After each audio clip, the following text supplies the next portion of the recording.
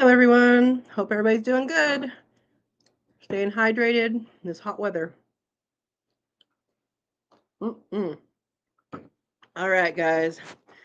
I'm Katrina. This is Sow and Tare live chat. We do this every Monday at 6 p.m. Pacific time. And I hope everybody's doing well.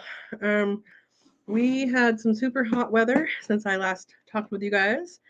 And we also had tons of fireworks. So there's the highlights. I've been working on Quail University.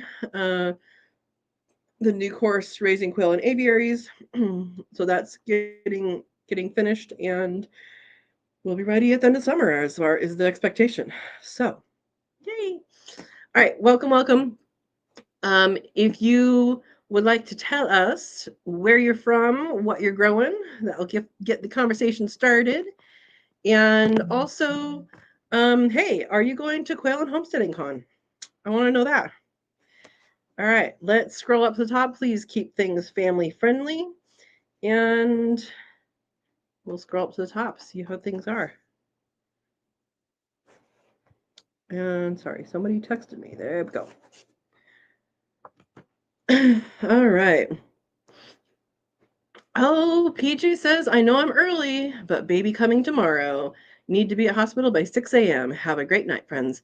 PJ, good luck with her delivery. I know this is a planned thing, so hopefully it goes really well, and hopefully because it's planned and we know that when things are happening, they have a good plan ahead, and I hope everything goes smoothly. So hopefully we'll be seeing you, but if we don't see you this month, that is fine. We know you're busy being grandma. All right. And blessings, PJ, is what Verna says. Absolutely. Hey, Verna. Verna's Bay's place. She has a little wrench, and she's blue. She's my moderator. She is awesome. And if you would like to grow things in a small space, in an apartment setting, that's what she does over on her channel. Check her channel out. She also does a live every Saturday morning. And I have not been able to make it. I made it last weekend, right? Yeah, I've been doing Quail University stuff, but she does stuff over there. Check her out. Wash your computer screen. Oh my gosh, Rhoda. It must be dusty, huh? Yeah.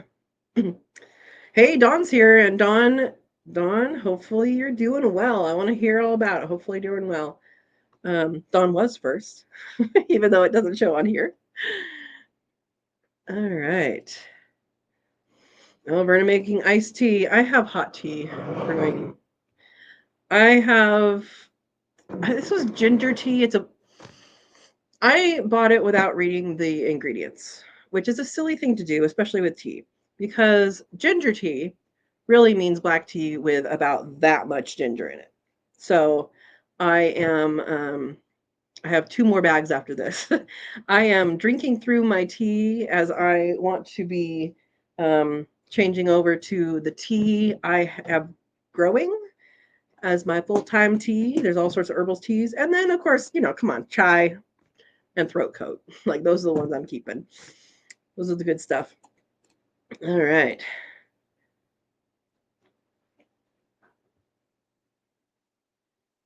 All right. Dawn says the storms from this hurricane are here now. I love the extreme wind warnings of 16 miles an hour. 16? And there's not a zero on the end of that? Wow. Well, hopefully you coast through easily, because a lot of people didn't. I don't know if Tommy's here, but hopefully he weathered fine. Yeah. Erica's here. Erica says, hello, everyone. Hello. Welcome. All right. Oh, and Verna gets the weather tomorrow. All right. Raining all day at Erica's place. I don't think we have any influences from that in California. Okay, so Verna says come in tomorrow night and all day Wednesday. Yeah, there's a lot of weather happening right now. Oh yeah, nothing extreme about 16 mile per hour winds. I agree, Dawn, but is that the projection is 16 mile an hour, or is that the um just what it is right now? Because I know, like, okay, I'm a biologist, you guys know that. And when we do field surveys for blunt-nosed leopard lizards, it has to be 10 miles an hour or less. And I happen to know 10 miles an hour is the miles of hour of wind that my hat comes off. So that's my measurement of 10 miles an hour wind. All right, Dawn says 2 to 4 inches of rain is normal too. Actually wished for since it's been a drought. 4 inches is on the high side here. 2 inches is a good storm here, but 4 inches would be pretty high. All right. Okay. Apparently it glitches before I come on, huh? I don't know. I don't know. Here now. Joyce here. Hello, all from Western Oregon. Welcome, welcome. All right. And Silver Creek's here with a bunch of emojis. I hope that means you're doing well and didn't float away or blow away in Texas. I forget where you are exactly in Texas, but I don't think you're on the coast, are you? Not that that's the only place it hit. Buster's here. Hey to all. Hey, Buster. Erica's in East Arkansas. I tried to combine those words. You just now live in Eek now. All right. Everybody's saying hi. There's Buster. Yeah, Buster's here. Buster's here. All right. Joy says I'm melting. Joy, what is the temperature where you are? Because my parents said it was 103 in Central Oregon. I know other places are reporting 108 today in Oregon. Yeah, hopefully you have some way to get away from the heat. Yeah. Where it says after the live stream, I have to water my garden. Yes. When it is hot, when it's super hot, don't water it in the middle of the day, guys. Water it in the evening and the morning because the plants are not going to like you otherwise. It opens up things and then your plants can actually dehydrate more. So there you go. TM's here. Hello, everyone. Hello, TM. And TM had a suggestion for wildlife cameras for me. I actually have a wildlife camera, a Bushnell, and I did have some stuff that I put out on the peach predator video. I mean, the videos were from I think 2020 or something like that. I haven't actually had it active in the yard for a while. But yeah, I am planning on getting more. I'm very familiar with cameras, wildlife cameras. I've done that through my work for many years, so I'm very familiar for that. If someone wants to know how to set those up and like where to set them, that kind of thing, we can talk about that. But yeah, they be good. All right. Silver Creek says, I'm from danged old Texas, growing a bunch of salsa, veg mostly for grilling.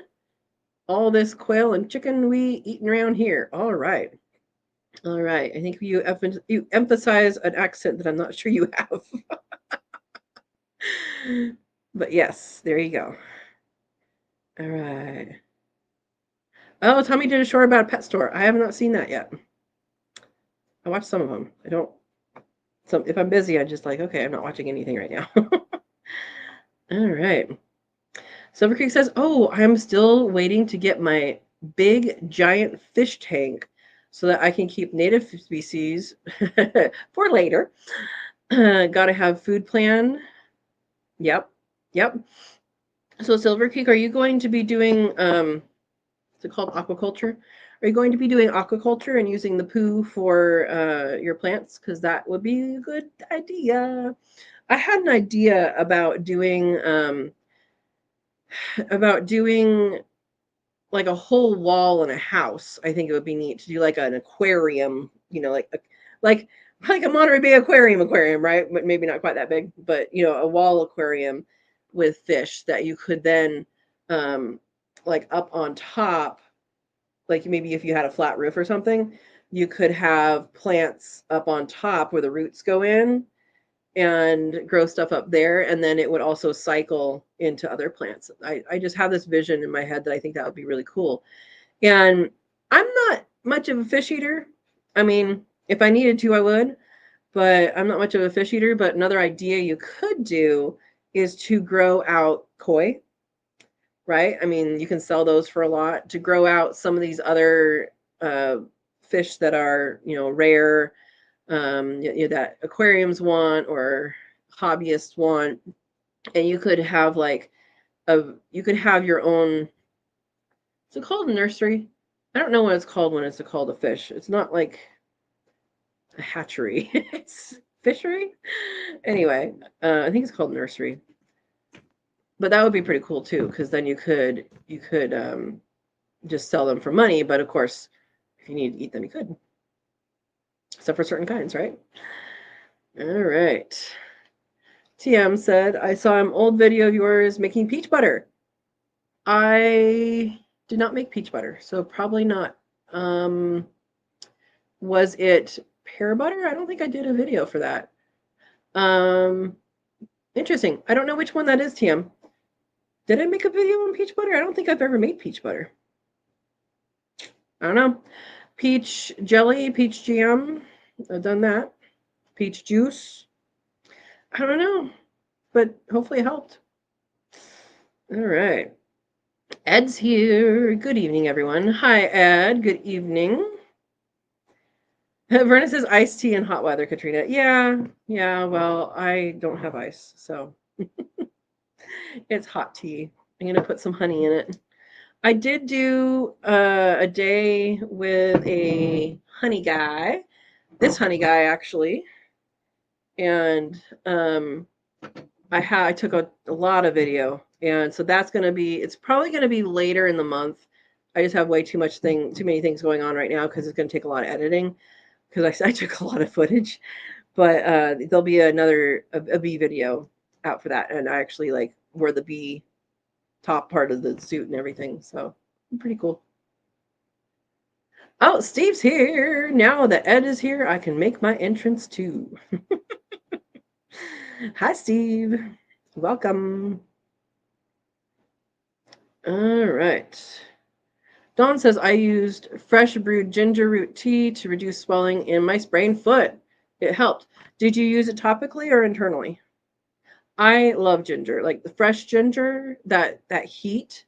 I love that. It's so great. A lot of people think I'm weird, but hey, probably think I'm weird for other reasons too, so it's okay.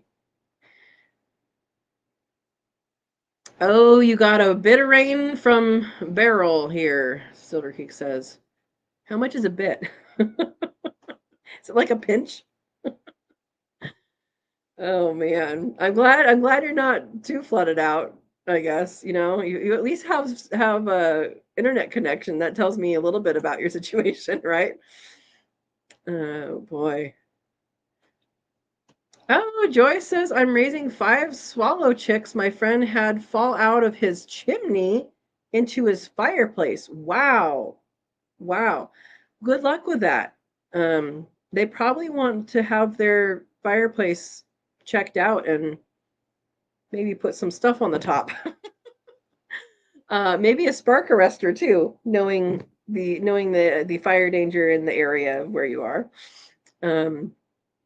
Yeah, chimney sweep time. But hey, birds. They're a little different bird, but they're still going to be good in your care. I have faith in you. Silver Creek says heavy winds, but we caught the far west side of it. Good. I'm protected by the mountains. By the mountains, do you mean the Rockies? Because there's the Rockies, and then there's the Sierras, and then there's the Mount Hamilton Range, and then there's me. A little bit, huh? All right. Dawn has an update. Physical training or aquatherapy went amazing. A way into it, she checked to make sure some muscle was attached to the Achilles tendon, and off I was running. Yay! Dawn, that's great. That's great. You want to know a strong woman? It's Dawn. Dawn gets that award. Here's your award. All right. Tam wants to know how everything is in Mississippi from Steve. Okay, Silver Creek says, our trees were bending over, but no damage that I've seen so far. Houston had some big damage, and south of them to the coast, 3 million peeps in Houston without power and flooded, state of emergency. I saw some of the video. Okay, here's how I get some of this information. Weather.com. I have the weather app on my phone, and they do like little tiny videos, kind of like how YouTube does shorts. And I'm like, oh, I don't care about that one. I don't care about that one. Oh, yeah, maybe I'll see that. And so that's kind of how I've been keeping track of the hurricane, because it's not something that affects me immediately, but some of you guys are in those areas, and I care about you, and I want to know what's going on. So I watched some of them. Yeah. All right. Dawn says, if you open all the scare reports for the extreme wind, it is 16 miles an hour. Interesting. My friend in northern Indiana was freaked out, and I opened his up, and it was 19. I told him to quit watching TV. I wonder why they did that for that low a number. Because that doesn't seem like very, I mean, yeah, it's a strong wind, but it's not like 60 miles an hour. Because I know we get the Santa Ana winds, once a year or whatever. I mean, that's what started what helped spread that the Santa Rosa fire that basically just took out most of the town several years ago now. And that's like 50 to 60 miles an hour. Yeah, 16, 19 is not very much. Yeah. Steve says the hurricane gets here as not a hurricane about 1 a.m. All right. Well, take in all the cushions off the chairs, right? Oh, Tommy's northwest of Fort Worth. Okay. Dawn, you're going to be walking tomorrow on it. Awesome. That's awesome. So strong. Oh, Silver Creek says our high was 88 today. Felt so nice. Was a great break from 108 to 110 or 111. Absolutely. We got up to 106. Today it was supposed to be 87, and it got up to 93, which is pretty typical. It's pretty in the summertime. It's when it's reporting hot temperatures. We're typically 5 to 8 above what they say it is. It's a little more accurate when it's not hot. Yeah. Yeah, Verna always waters at night. Give him a nightcap. Oh my gosh, Verna. Want to find out how much you have been sweating? Lick your lips and see how salty they taste. Oh my goodness. Yes, Tommy is talking about growing natural fish for eating. Yep. It is a hatchery. Well, a fish hatchery. I guess that's true. In nature, it's called a nursery. Like if there's an area where they have a bunch of eggs and they have all that, it's called a nursery. Like you're right. There's fish hatchery. Like when they raise trout, that's called a fish hatchery. You are right. Thank you, Steve. Oh no, Dawn says not sure what to do. One of my old Facebook friends, bad health, just reached out. He can't breathe, no power, and is in Texas. Oh my gosh, are there evacuation centers set up? I'm sure there are medical evacuation centers too. I just don't know where those might be. Tommy might have an idea. I'm sure you've been paying attention to the news more locally than I have. Tommy, if you have any of that information, can you share it with us so that Dawn can get that to her, to her friend? Yeah, hurricane down there, nothing you can do, Dawn. Yeah, I think the most would be to let them know where evacuation centers are that have. I'm guessing they have a respiratory disorder or something, but there should be medical center, an emergency somewhere. Yeah. Eric's here. Welcome, Eric. I think fake butter tastes better than real butter, but only marginally. Oh my goodness, my goodness. I agree with Verna. Hey, Eric, we've been missing you. Oh boy. Oh, I did do that.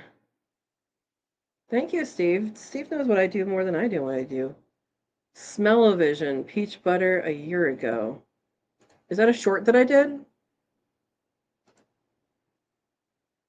I think I just made it. I didn't can it. I think I just made it and made it like and used it.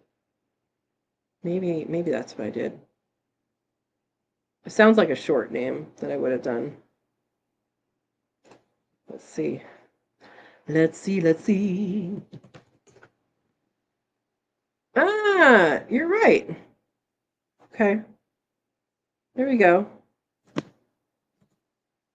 That is something I did once and only once that apparently I forgot about. Oh, thanks, Steve. Oh, Eric just got out of church. Good, good, good. Waiting to move to Long Beach. Where's Long Beach from you? I think Long Beach, I think Florida. Is there a Long Beach, California? Because you're in California. Hmm. Jennifer's here. Welcome, Jennifer. Good evening, Katrina, everyone else. Have you tried to freeze dry hamburger meat? And if so, what are your thoughts? Jennifer, are you psychic? I just took out of the freezer, I don't know if you know them, but they're like these prepackaged 1 pound things that have the seasoning already. There was a sale probably like a year ago, and I have 3 of those left, and I was going to cook them up and then freeze dry them. So I have not done it yet, but they are thawed in the refrigerator, waiting to be cooked up to freeze dry. So I will let you know later. Um, to my knowledge, from what I have read and seen online, meats are best done if after they're cooked, and so that is what I plan to do. And then they can be rehydrated with water, or they can be rehydrated with salsa or whatever. I probably wouldn't do that with flavored pre-seasoned stuff, but yes, thoughts are I'm going to do it. All right. Yeah, so Verna's saying the same thing I just said. To cook it. Sam says, all I ever hear is, oh, here's your sign. All right. Jennifer says, yes, I thought I'd cook it and drain it first and then freeze it. Yeah, so I've also heard to pat it dry, not pat it dry, but pat it of the fat. That's what I've heard to do, like take paper towels and pat the fat off. And after it's cooked, and then put it in. Yeah. Don says 60 mile an hour is pretty normal where I live. Wow, that's fast wind, Don. Yeah. Yes, you can season the beef. Yep, Jennifer. For freeze drying seasoning, I think all the seasonings you can use. There's no limitation, and there's not the same risk for most foods to go bad, except if it has a lot of fat. So if it has a lot of fat, it can go rancid. So that's not going to change. But if it doesn't have moisture, if it doesn't have water, other than having a lot of fat, if it doesn't have water in it, then it's not going to go bad, quickly. It's going to take many years, but and a leak probably into the container for it to go bad. So yeah, season it up. I would say the only thing is, if you are seasoning things now, make sure you write on the container that you store it in what's in it and what the seasonings are, or whatever special mix it is, because especially if you're not going to use it like within a year or something and it's long term, you might want to know what's in it in case it's going to be eaten by someone later that is allergic to something, or something like that. Or you want to know if it's seasoned, what kind of seasoning it is. Is it Italian seasoning versus taco seasoning versus, all these different things. So, yeah. There you go. Oh, Verna got up to 92. Hey, it's not in the hundreds, so there you go. TM says, good luck, Dawn. We will keep our fingers crossed for you. Absolutely. All right. Yeah, Verna says, I did a couple cooked rabbits that I deboned. There are so many ways I use it. I love it. I did that too. I actually have some that I have cooked in the refrigerator right now that I need to put in the freeze dryer. Yeah. Ooh, what color is the wind? Eric is asking. Blue. I haven't heard that one. That's pretty good. Okay, so the guy, his wife is taking care of him. That's good. Good.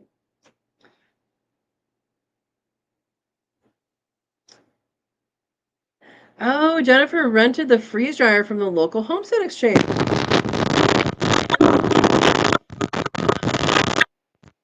Yeah, I would pat it dry of fat. Does that make sense? And go for it. Yeah.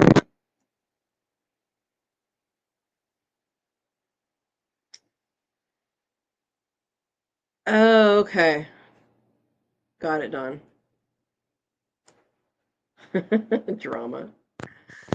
Yeah, I can see how someone who has a medical condition that relies on electricity can be scared right now with a lot of that stuff. Hopefully, if people hopefully people in that situation have backup generators. And I know backup generators are only going to last so long, but if you are in a situation where you have a medical issue that requires you to have electricity to live, backup generator is going to be a really important thing. Yeah. All right. Steve says Long Beach, California is down by Los Angeles.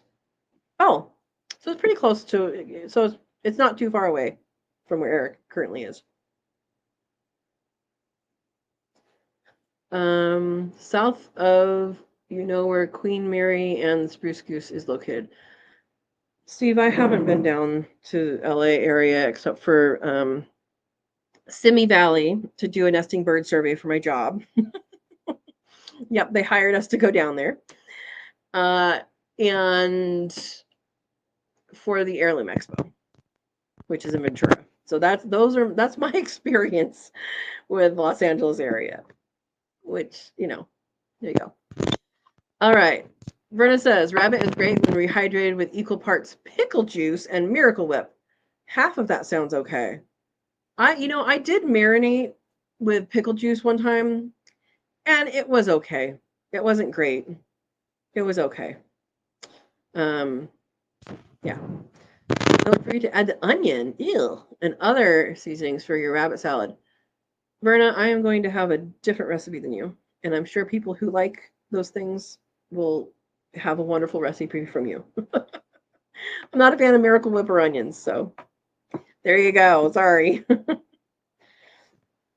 TM says, I think I'm going to put some beef jerky in the dehydrator tonight. Didn't you do that like a couple weeks ago? I'm not saying you can't do it again. I just think wasn't that you that was doing that? Somebody was doing it a couple weeks ago. I'm just putting honey in my tea here. All right. Joy says my temp gauge says 100 right now. I know. What did it get up to? Because it's coming down now, right? Jennifer's here. Other Jennifer. We have two Jennifers. Sorry, your other Jennifer, because the other Jennifer came on first. I tried freeze-dried scrambled eggs today. Pretty good, I thought. Awesome. Did you cook them first or did you do them raw? Because I've done them raw. Sorry. I've done them raw and I haven't reconstituted them because I have eggs right now, so I don't really need to. I just know that it's all pretty much the same as another egg, when you rehydrate it. But I've heard that when you cook the scrambled eggs first and then freeze dry them, that they can be a little rubbery. So let us know what your experience was. I was right to ask then, Dawn, right? There are 31 places named Long Beach in America. Okay, okay. Oh, TM says I probably did. I like beef jerky. Oh, Eric says I'm going to In-N-Out. In-N-Out burgers are good. They are good. Verna says I do all my eggs as powdered. They do taste great when cooked. Yeah. Oh, you did raw. Good. That's what I think everybody pretty much says is better. I think there is a place to do the cooked scrambled eggs if you really wanted to do egg yolk and like you just wanted to add water to it and it wouldn't even have to be hot water. You just, I mean, yes, you can make powdered eggs. So TM, if you freeze dry raw, so scramble up some eggs, and then that are raw, put them into the freeze dryer, and you can do that. And then put it once that is freeze dried, you put it into like a blender or a Cuisinart or something, and make a powder out of it. And then it's 1 tablespoon of water to 1 tablespoon. I'm crackling.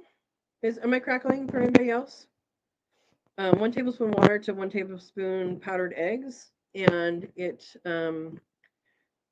is supposed to come out great. As far as like with the dehydrator, I know of some people who have dehydrated them. I don't know what the safety is for that because they still have moisture. I would think that probably they'd be okay for a day or two. This is my unprofessional opinion. I'm crackling. I don't know how to fix it because the microphone's plugged into. I mean, it's all the computer.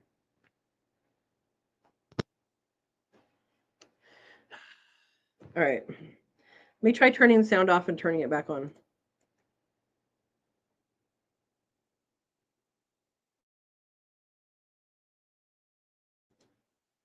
Okay, is it better?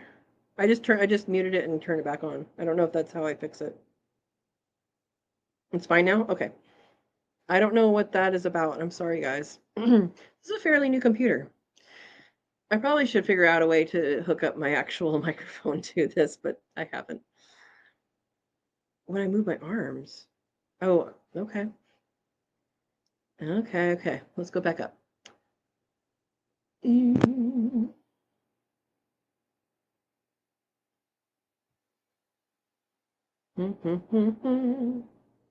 All right.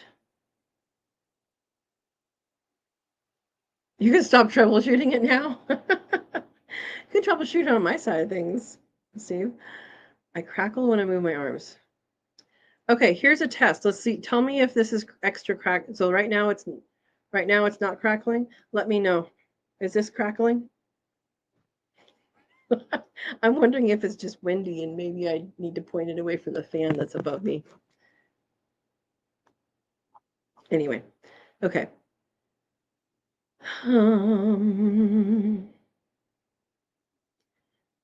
Okay, we're talking about powdered eggs and crackling.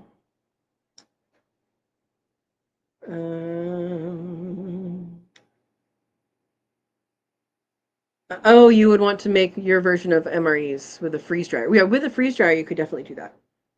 Yep. Absolutely.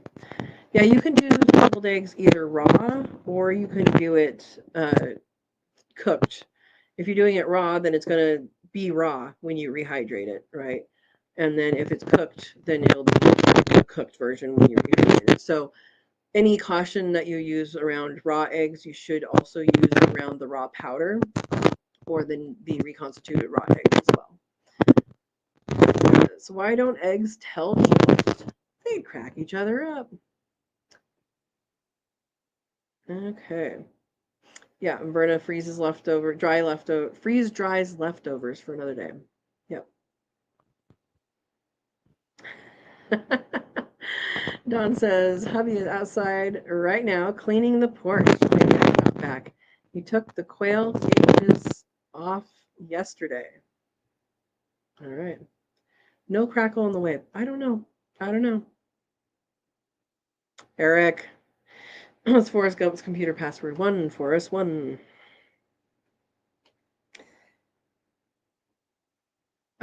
There's no connection to be had. It's all internal to the laptop. Like it's the laptop's microphone. Yeah. Loose connection. If I have time, I can take it into Best Buy this week and see if they can find something, but I don't even know that they open up the computers. I don't think they do. Hmm. I'll watch this after. I wonder if it will fix itself. Sometimes things that happen live, if it magically fixes itself on the replay. I don't know. I don't know. Eric says, "Why didn't the toilet paper make it across the road? Because it got stuck in a crack." Oh my gosh. Yeah, I have. Well, it's over there. I have a Rode mic for my camera. I just haven't set it up. Like I don't have something to set it on. I guess I could just leave it on the camera and put a tripod somewhere. Yeah. I don't like headsets. I would rather not do headset, Verna. Yeah.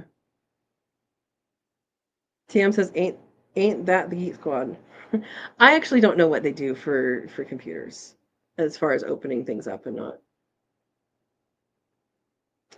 They'll test it if it works. When they test it, it's good. No opening required. That's also true. Yeah. And then I don't want to send off a computer. Yeah. I've done that. I've done that. Dawn says the mic on my laptop went out years ago. Then I taped over the camera and hook one up with a mic if I use it. Yeah, this one is pretty new, so it shouldn't be having issues. Yeah, shouldn't be having issues. All right, how did everybody's animals do with the fireworks? You guys saw my video. If you wanted to skip ahead and not see all the fireworks stuff and the boom booms, 18 minutes is where you leave off.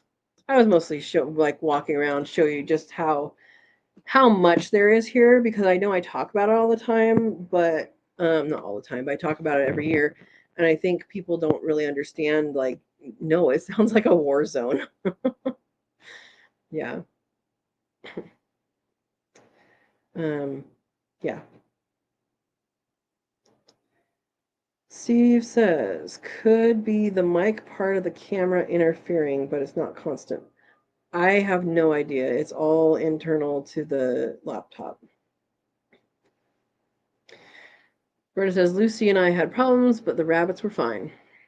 I understand. I understand. The parrot does not care about fireworks. The quail and the chickens absolutely don't care. Yeah. Easy pet. Yep. Eric says, my animals did great. Didn't hear anything. Good. Good, good. Steve says, 4 bottle rockets exploded by the quail cage and they did not care at all. That's kind of how my quail are. Like, we got some big booms. There, there were closer booms than what is on the video. Like, there were a couple that were in your chest, you know. Yeah. If the animals bark, those aren't mine, Eric says. Yeah. Dawn, do yours react? Yeah, my quail don't care. They just like, I'm here. And there's 2 broody ladies. There was one broody lady, and then everybody else kept on laying eggs under her and next to her and all that. And now they're sitting side by side now. But there's old males in there, so I'm not actually sure how fertile the eggs are. And it's underneath the rabbits, so it's kind of like I don't really want to crawl underneath there and check them. So we'll just let them go for a little bit and see how it works out for them. Either there's going to be babies or not, right? And hopefully no exploded eggs. Yeah. Steve says, mine liked the light show from the neighbor's fireworks. They all sat at the edge of the cage to watch. Something interesting, right? Yeah, earplugs is not quite everything, TM. I mean, you can feel it in your body. It's not just about that. And then the dog too. Yeah. Erica says, my husband and grandson set off some fireworks and the dogs were laying at their feet watching. Yep. See, we have like the mortar ones, like the illegal ones that go way up in the sky, like that are the professional ones. I remember my first 4th of July here, I went up and sat on the roof And all the way around, there was basically a professional show. Where do these guys have all this extra money to spend? That's what I want to know. Yeah, Verna says, I haven't found anything that works, and Lucy trembles all during it. Yep. Yep. That sucks. Dawn says, I don't have quail. Oh, that's right. This summer, but they never reacted. But that was neighbor's fireworks, not right next to the cage like Steve. Eric says, what do you get when you put a dinosaur and fireworks together? Dynamite. All right. Man, TM, I can't believe I forgot I made peach butter. Oh, why did I forget that? Must have used it all up pretty quick. Because I didn't can any of it. I must have used it up pretty quick. Oh boy. Exactly, TM. Eric says, what is the difference between unlawful and illegal? Unlawful is not obeying laws. Illegal is just a sick eagle. Oh my goodness. Bringing smiles here. Oh, well, I am about to harvest a bunch of apples and plums, I believe.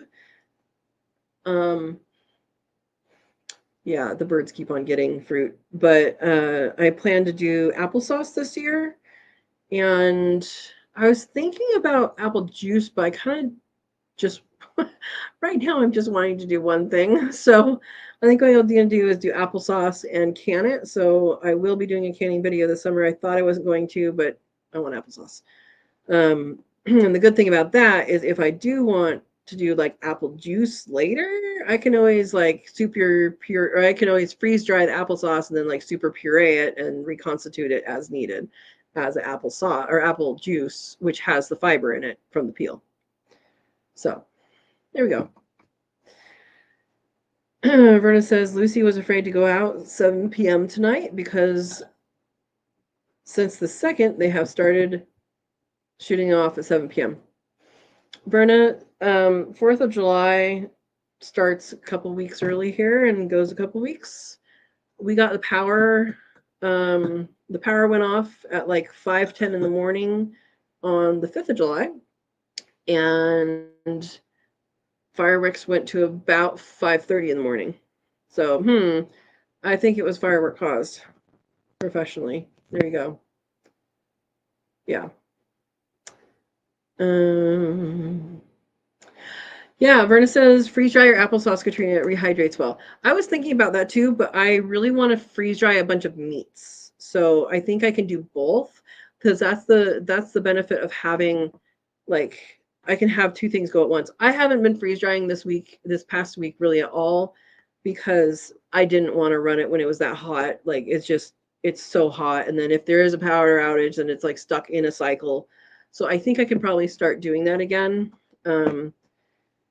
But I want to freeze dry a bunch of meats because I think that I need to clean out my freezer and have a bunch of meats freeze dried. Yeah. But yes, if at some point I will do that. TM says I want to make apple butter, but I will probably make it out of applesauce. That is fine. All apple butter is applesauce cooked down further. That's literally all it is. And all applesauce is apples. If you want to, you can add things to it like cinnamon or sugar or lemon juice or whatever, but it's pretty much apples. So that works. That works. Dawn says a bunch of people in my tomato Facebook group are getting plants stripped by squirrels, but one lady today got all 400 of her plants stripped by them. All green ones gone. Oh my gosh. Are we sure they're squirrels? Oh my goodness. That sucks. I have green tomatoes on some of my plants. I usually have them on the cattle panel. This year I didn't get to putting that up, so they're just going to be on the ground. I've done it before, And it's okay unless possums or rats find them. So hopefully I find them before they do. Um, Nylons, like knee highs, are really good to protect fruit, but not from squirrels. So if you have a rat problem, they'll protect them from rats, but the squirrels don't care. They chew right through them. Yeah. Um, Eric says we all know where the Big Apple is. However, does anyone know where Mini Apple is? Oh my gosh. Yeah, I think Verna probably worded it how it should have been worded, Eric. You're slipping. Oh, how did you get rid of the toad, Verna? I forgot you were having a toad tomato problem. A total problem. Um, Dawn says they are all complaining about squirrels being really bad this year, but I don't know where everyone lives all over the country. Um, Sometimes moisture levels, like if it was a high moisture level, like rainfall, like precipitation level, year, then there could be more food, and then that will mean more babies. More babies are successful, and that means they need to feed more babies. So that could be it. Squirrels are visual creatures, so if you have a visual barrier and they don't already know they're there, then that should protect your area. But the lengths you have to go to protect some crops from visually from squirrels, I think is quite a bit. Yeah. Eric says public service announcement. Don't fart in the Apple store. They don't have windows. Oh boy. Buster. Um Okay, Dawn says they say to use tulle fabric. No animals like to touch it, birds' beaks included. Interesting. So those who don't know, tulle is what tutus are made out of. It's that fabric. Um, Interesting. I kind of think squirrels might still do it, but yeah, that'd be good to try. Good tip.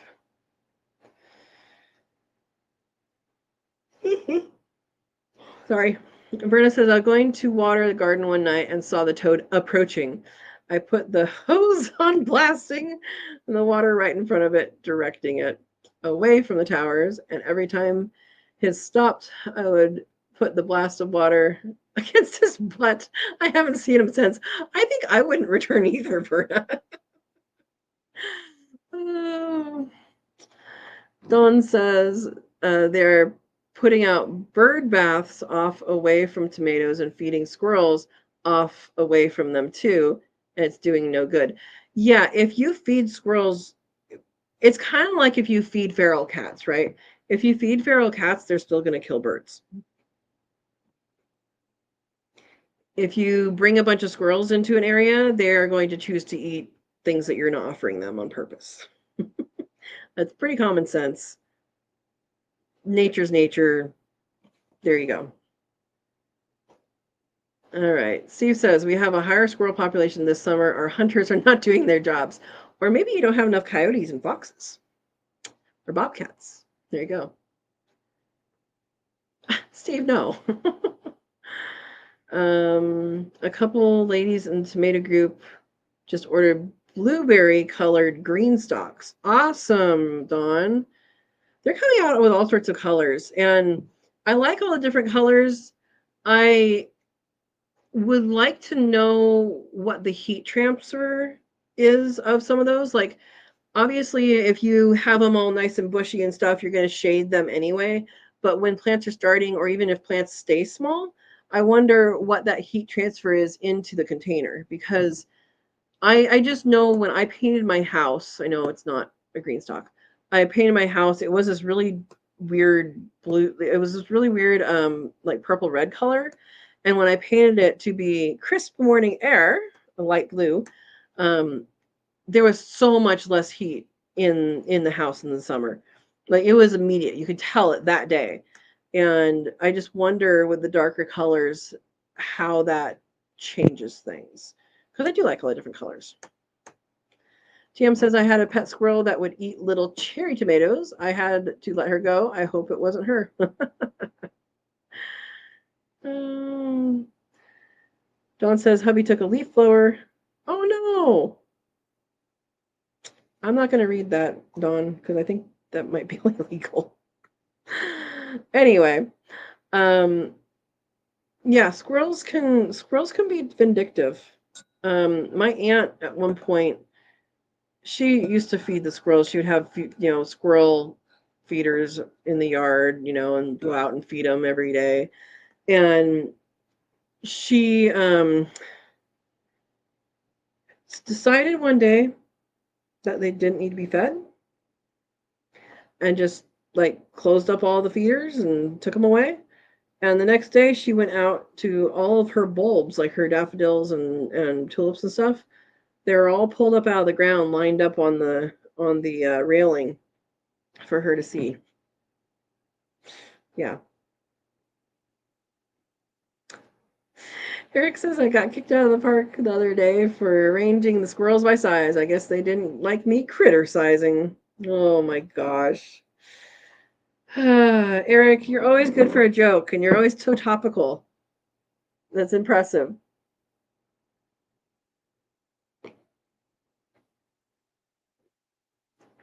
Oh my goodness.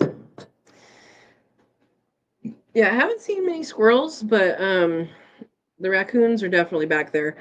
Okay, let's do topic of the day. Topic of the day, discussion topic of the day is predators. We're kind of getting there. Predators in the garden, what do you do about them and all that? So we've heard from Verna, squirt the toads in the butt with water. We've heard from, I don't know, we said what to do with the squirrels. Raccoons are the toughest thing. I chase them off with a stick. I do have a rabies vaccine, but I just realized I did that raise my hand with a, this is not that connected to that at all. And then possums also take things.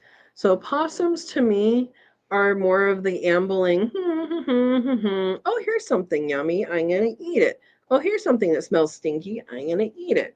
Oh, here's something that fell on the ground, I'm going to eat it. Oh, maybe I'll go in the tree. Like, I feel like they're a much more friendly threat to the garden.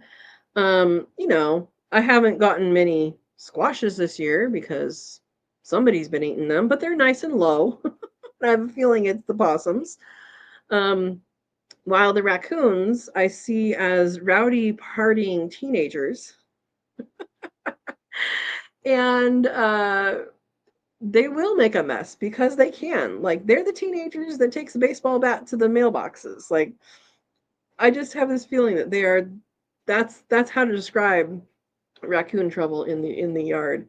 So I want to know what you guys are dealing with or have dealt with and how you have alleviated this issue. All right. How is the powdered peaches doing? Good. Powdered peaches is good. They are bagged up. I haven't used them yet because there's going to be more peaches here soon. Actually, I have one more apricot to eat from the ones I pull off the tree. And then I'm on to plums and apples, and then the peach tree is going to be ripe here. It's going to start ripening, I think, next week. And then I'll be back to doing peaches and doing peach powder because that's the nectar peach, and the nectar peach is wonderful and it does wonderfully with as a powder because you can just reconstitute it into so many different things. So they're doing good. Dawn says my predators this year are groundhogs, and now I have more coming over here. Oh no. Oh no. Groundhogs, huh? I have not dealt with groundhogs. I have not dealt with gophers either. I did deal with one ground squirrel one time. I think it must have gotten dropped by a hawk or something because ground squirrels are like a mile away, not here. And it was living in my neighbor's yard took up residence and made itself a burrow, and then like every day it would come over to my yard, get my food, go up and eat it on the fence, and then go back to its home over there. I ended up trapping it, live trapping it, and releasing it back to hopefully where it came from. Yeah. I haven't dealt with gophers yet. I don't want to. All right. Eric says, call Orange Schwarzenegger. I can't say his last name. Arnold. To kill the predators. Movie references. Dawn says, I have a big farmer friend who has a huge raccoon problem this year. He is popping them because they have decimated his crops, and at home is planting them in planters. All right. You do have to be super careful with raccoons. They are one of the, how do I say this? One of the most popular animals for diseases. Can I say that? They are known for having a lot of different diseases. I've been vaccinated for rabies because I worked with bats, and so you are okay with vaccines and you are dealing with raccoons a lot, you might want to get that. If your insurance covers vaccines, they may cover that. Yeah. But yeah, raccoons are the partying teenagers of the predator world with creepy child hands. Andy Rabbit says, howdy, y'all. Howdy, Andy. Welcome, welcome. Hope you're doing well. How did your rabbits fare through the heat? Or through the storms? You're getting storms, not heat, right? All right. Brenda says, Dawn, there are traps you can use for raccoons. It traps. Oh, yeah. I haven't used those. Yeah. Everybody's saying hi. Oh my gosh. Tam caught 13 possums one year. I don't think I used any bait. They just went into the live trap. Yeah, possums are curious and they kind of just like to check things out. There's a mama possum around here that, like, right now I think one of the babies is there. I don't know how many babies actually survived. The neighborhood, basically almost every house has a dog. And there's cats, of course. When they're little, some of them don't get past little. But there's one that's growing up right now in the backyard that I see sometimes. And yeah, but the mama's big. She's a big lady. I know where she comes into the yard from. I know she's not living here, but she does drink at the pond. All right. Don says, farmers don't show mercy. Their crops are income. Evidently, they are super populated in his area. They can get populated pretty quick if there's readily food readily available. Yeah. Steve says I used cat food for possums and took them to Walmart. Oh my gosh. There's a meme in there somewhere, Steve. Andy says they have done great. We're talking about rabbits. Good. Oh, winter is harder on your rabbits than heat? You get really cold though, right? How cold do you get, Andy, in winter? Soda and fly bait. I didn't know they respond to fly bait for raccoons. All right. Interesting.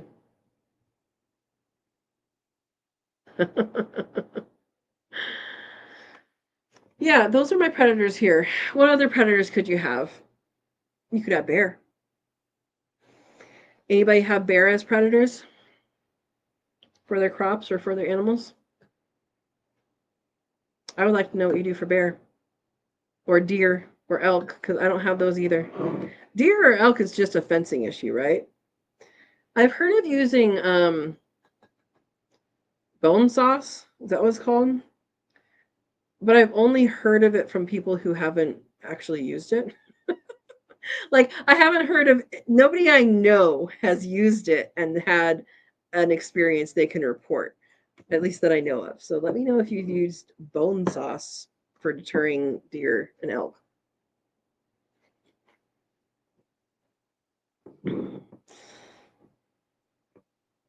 Okay. So Andy says we've gotten 2 different weeks at freezing, mostly last few years. Okay. So just at freezing. It doesn't go negatives or anything? Yeah. Dawn says, when I had apple trees, I had deer. And then you didn't have apples. Steve says, my only predators are the neighbor's dogs and cats running loose. Okay. Okay. No, we weren't talking about you, Andy. You just happened to pop in at the right time in the conversation. Feral cats, real pain. Okay, so something you can do for your garden for the feral cats is ridiculous looking, but it works. And that is forks. You can use metal forks. You can use plastic forks. You can use the compostable forks. You can use whatever forks you want. And what you do is you make us 2 rows, or 3 if you want, of forks. So if this is the bed, so that's the bed that's inside the bed, this outside the bed, put forks. How am I doing this? Okay, here's the bed. Put forks like that, right?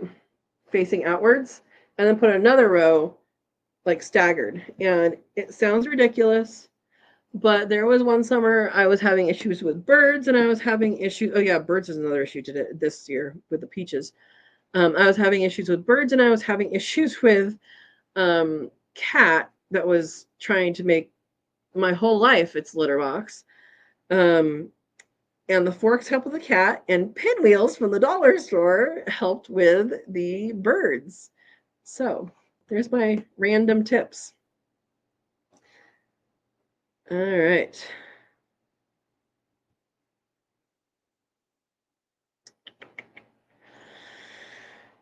TM says, have you ever checked on getting your backyard certified as a backyard habitat certification? I think my dad did that for like the wildlife society. My dad did that with their yard. I have not. Dawn says, deer went over my fence like it didn't exist. We let apples rot on the ground and they got drunk. Birds got drunk and was hilarious. They couldn't fly. How tall was your fence, Dawn? Because 6 feet is usually not enough for deer, is my understanding. Andy says, I know people that use human pee for keeping deer away, but does it actually work? And what do they eat? Like, do they eat a lot of coffee? Because that will make your pee absolutely stink. I don't drink coffee. I've just lived with people who have that. Too much information? There you go. Buster says, for deer, put out aluminum pie pans on a string. It keeps them away. I'm going to bet that keeps them away for a little bit and not permanently, because they're going to get used to that flashing. So it's called flashing. You're flashing for birds, little strips, but you can use all sorts of stuff for flashing because it flashes. Plastic forks. Yep, Berna, that's what I've used. Oh my gosh. What? Andy. Sonic has pickled Dr. Pepper. Why? Why? Oh. You have pie plates so Dawn says, I had pie plates all over the yard. Didn't work on deer or birds. You must have had some tasty, tasty stuff. All right. Berna says, bees are funny when they get drunk off of fermented grapes on the vine. I've never seen that, but I have seen bees drinking at blackberries. Like when it gets really hot out, they'll drink at blackberries, and they'll drink at the fruits that the birds peck. They'll be on those, and they'll be getting the moisture from that too. Yeah. Dawn says, oh.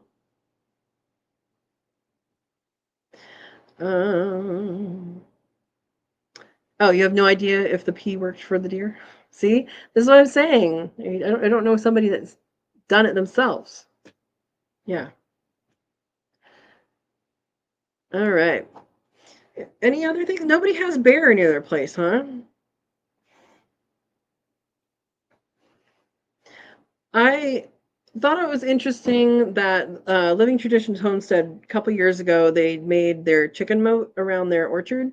And so what they did is they had 6-foot tall fences. I think it was like 6 feet apart or something like that. And that apparently has stopped the deer from jumping the fence because they can't judge that distance of where they actually need to go. And it's been working for them. So that makes sense. I thought that was interesting. TM says hummingbirds get a little drunk sometimes at my house. Sometimes the feeders go without changing them. No, don't do that. Don't do that. Always change them out because sugar plus water will equal alcohol at some point. So maybe if that's happening, only fill it up halfway and then fill it up again. I've heard this one, Eric. What do you call a cow that just gave birth? Decaffeinated. All right.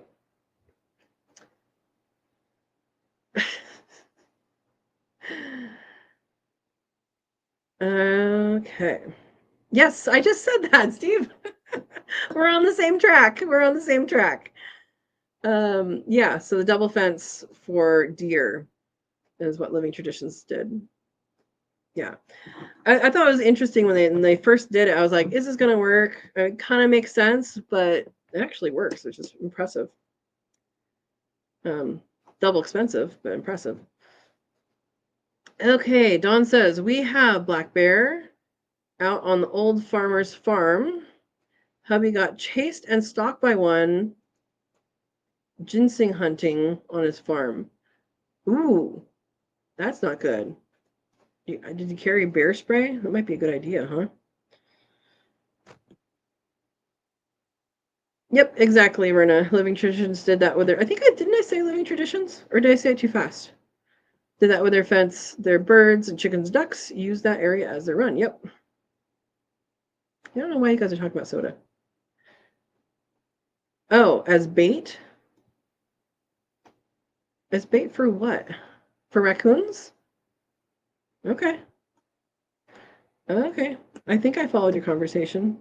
We're baiting raccoons with soda. They don't need any more caffeine or sugar. They're already destructive enough.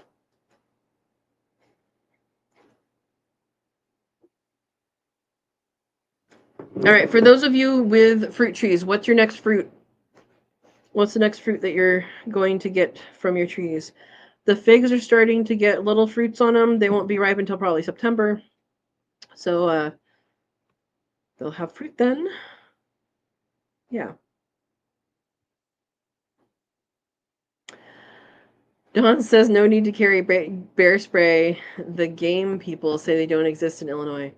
Dawn, there's some stuff in California like that too. Yep. And something people forget about is animals show up. And if we need an example of that, the wolf that came into California and went all the way down to San Luis Obispo is a great example of that. Yeah, they can show up. They can show up where they're not supposed to be. And number two, if there are any sanctuaries or big game parks or any of those things, they can get escaped from those as well. So there you go. Okay. Steve says the only thing soda baits for around here is ants. That is a good point. There'll be protein packed sugar packets. Okay. Yeah, for raccoons. I know you guys were talking back and forth. That's why I didn't read all of it, but I wanted to know. Eric says, what do rabbits need after getting caught in the rain? A hair dryer. Yeah, Dawn says next time he went out, he went armed. That makes sense. Awesome. Dawn might get red raspberries in the fall. That's from the plants that you planted just like last month, right? That is awesome. I have tried to plant raspberries here and it's never taken. And I don't know why. The blackberries do wonderfully, but raspberries haven't. Does anybody grow thimbleberry? Because those are good too, but I think they need shade. That's a good shade berry.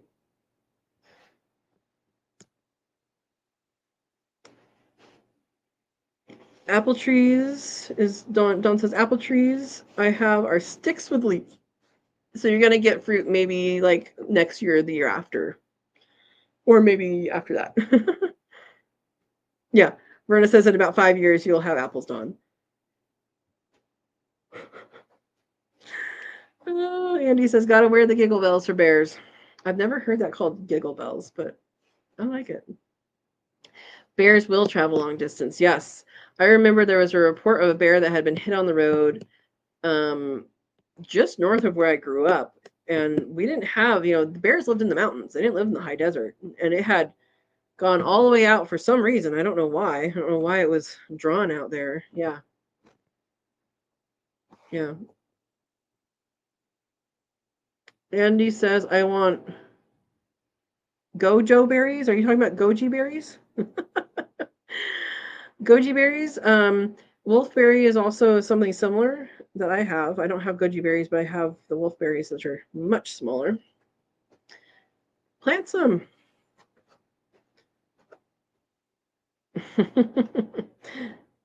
Oh, you were trying to say jingle bells? I like giggle bells. I think giggle bells is what they should be called, especially for bear prevention, because then you can giggle. Oh boy. Hey, Verna's saying they have to be at least 5 feet tall for apples. I don't think that's true, Verna, because I know people that have made apple hedges that are a foot tall. I think maybe it just needs to be a certain maturity.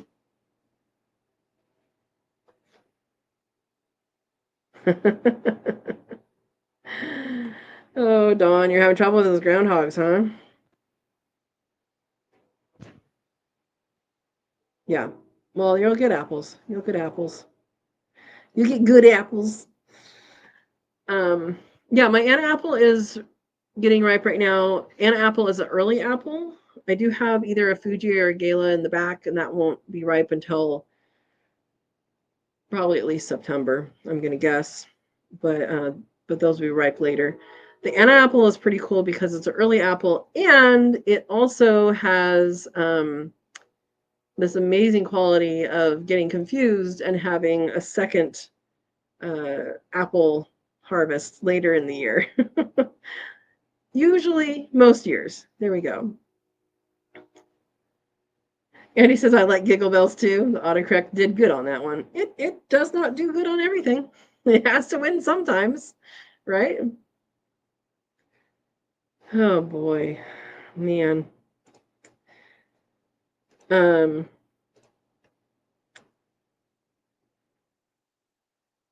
all right. So people saw the Peach and Predators video, right?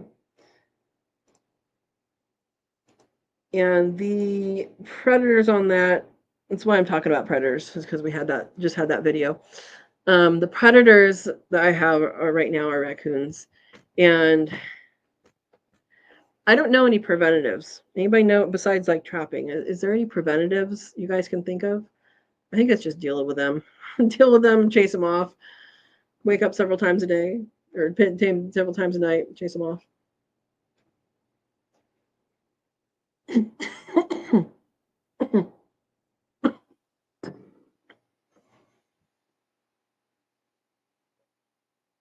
Jingle Bell Mini Dwarf Pepper Seeds coming Tuesday. Dawn, do they jingle?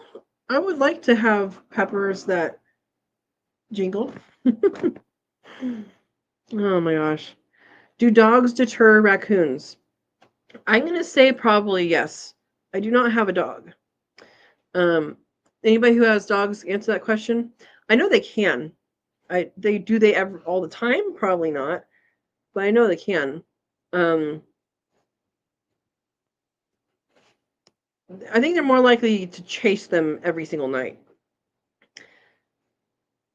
Let us know what you think.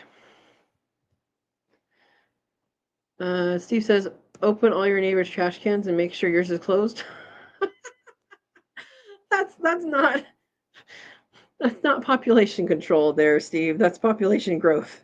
That's ensuring you're going to have a problem. Exactly, TM. I hate it when birds try a little off every peach. That was what my struggle was this year, is the peaches were falling because they were just like, oh, I'm going to eat part of it. Oh, let's eat part of this other one. It's like, no, just finish what you have. Yeah. Yep. Oh, so dogs will only deter raccoons if they eat them? I don't know about that. I don't know about that. I mean, they chase them off. They get in fights with them too. Oh, Dawn says, I think I have the gopher problem because I had to rehome my dog. That makes sense. But do you say gopher or groundhogs? Because those are two different things. One's this big, one's this big. Yeah. Oh, Steve says motion activated lights and sprinklers. Motion activated sprinklers, I think, would be a really great idea because I've seen this in action on. There's somebody ridiculous. I don't think they have it anymore, but there's somebody ridiculous. Maybe they're not being ridiculous. It's just my opinion. Several blocks down, they have a thing where if you get too close to the lawn, that's the problem. It wasn't on the lawn, it was you're still on the sidewalk. But basically they didn't want people to have their dogs poop on their lawn. And they had an automatic sprinkler. And it would spray you if you were like that close to the lawn. They might have gotten into trouble, I don't know. But it probably works. Good one, Steve.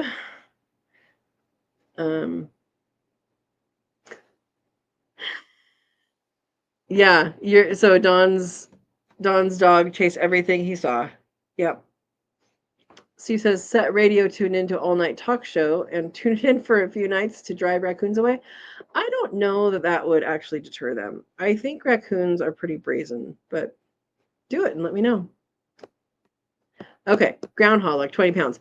Yeah, they're different animals. That's why it's like, which one are you talking about? But yeah, I mean, dogs can do a lot of predator management for you, and they will be happy and full. Yeah, just don't put out poisons. Well, don't do that anyway, because that's a horrible death. But especially if you have a dog. Yeah. Andy says my pit would probably run from a coon. Yeah, the kitty cat that thinks he lives here. He does absolutely nothing for the raccoons. I mean, the raccoons are much bigger than he is, but I would think that he would be like, "Hey, this is my area." No, he doesn't care.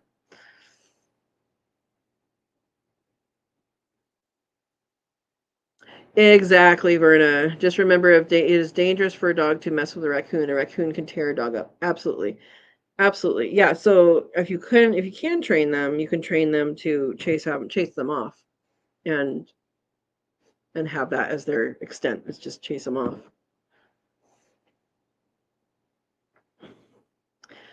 Andy says you'd have to move the motion activate anything often, or they just get used to it. Even water, I would think that would be true with the light, but I didn't think that would be true with the water. It might be. I remember growing up, we had a blow up rattlesnake to keep in the garden to keep the birds out, and it was me and my brother's job to move it every day in the garden. I don't know if it actually worked or not.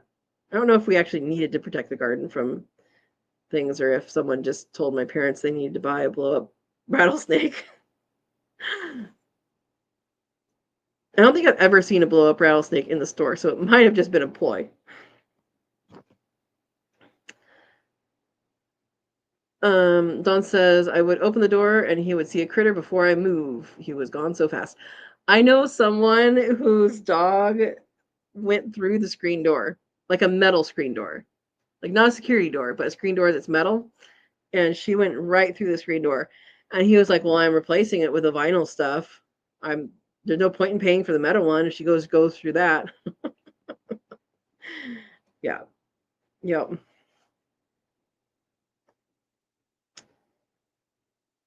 TM keeps looking for jackalopes in my garden.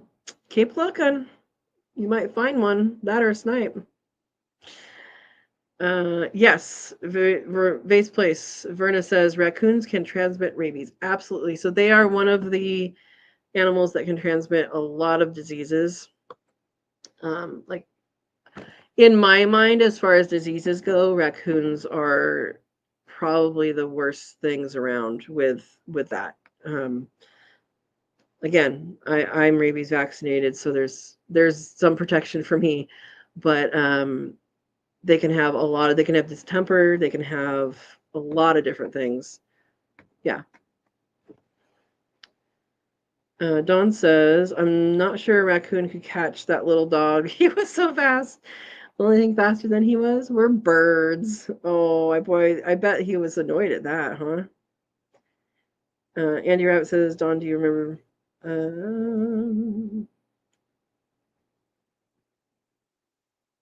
Oh, no. It tried to kill your quail? Steve says, cats aren't for prey animals. They are the prey animal for smaller animals. They won't attack a raccoon. Watch and hiss is the most they'll do. In general, I would say yeah. Yep. Dawn says, my dog tried to go through all the screens we had. He would push them out and they were metal. Yep. Yep. Andy says, Steve, you ain't met my cat. She attacked a boxer the other day. Well, some cats have a complex. Right. So Verna says, Lucy tried to catch a groundhogs. Boy, can they run. Absolutely. I bet she had fun, though. I bet she had a blast. How old is Lucy, Verna? She's like 12 or something, right?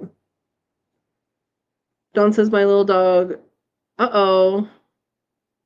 You had to pull him off the fence. Dawn. Goodness. Yeah, I agree with Verna. Your dog had little dog syndrome. I think so. Goodness. 11 and a half years. I was close. Okay. Dawn says the groundhogs we have are super fast. Wow. Well, maybe you trap them. We grew up not on the property I grew up on, but in the area. We had we called them rock chucks. Are they yellow-bellied marmots? What is a rock chuck? Yellow-bellied marmot. Yep. We had yellow-bellied marmots growing up. We didn't have them, but in the area, and they were always along so where I grew up, they had people would take the rocks out of the fields and they would make like little rock walls with them, and they would always be concentrated around there, eating fun things. But I've never had an interaction with them. Yeah. Don says he grew up at the pound fighting for his life. Okay. They put all the boys together 2 hours at a time. Oh, wow. Yeah, that's not good. There should have been a little bit better management on that. Yeah.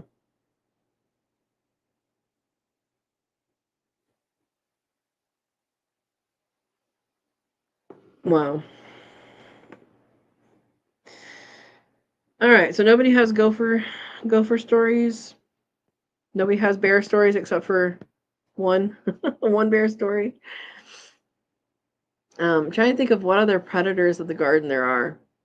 Birds are one. So I know with and maybe I should have done this. I didn't realize the birds are going to be quite such an issue this year. But if you hang ornaments, like red Christmas ornaments, I can't say that word right now. Ornaments. It sounds weird. In trees before things ripen, it's supposed to be like a deterrent because they'll come and peck at it and realize it's hard and then go away. I don't know that works. Does anybody know if that works firsthand? I also years ago at the Dollar Tree store, I got a like mirrored ball ornament or things that go on trees, and that's supposed to be kind of like flashing. And I used that once, and I just felt it didn't quite work, but it was okay. Yeah. Yeah, exactly. Brennan says, as long as he wasn't mean to you, Dawn, that's what all that matters. Yep. Yep. Yeah, Verna says we had a mold problem, but Lucy took care of that. I remember you having a video. She has a video on her channel of Lucy and a mole. Happy doggy. Okay, love people, but no other animals. That's good. Oh, yeah, yeah, yeah. Yeah, Dawn, when people are irresponsible, that sucks. Eric says, why did the golfer bring 2 pairs of pants? In case he got a hole in one. Do you want to keep the birds alive? I mean, I prefer it because there are options, right? TM says the only animal story I have is about cats wanting to use my potted plants as litter box. And that is what the forks are for. Make your little fortress. Double, like 2 layers. And it works. It does. It does. Verna, did you do that after I told you about it? Yeah. Okay, so Andy says moles, the old timers say juicy fruit gum in the hole. I've heard for gophers the double mint gum, but that's a bad way to go, guys. That's a really bad way to go, so I don't recommend it at all.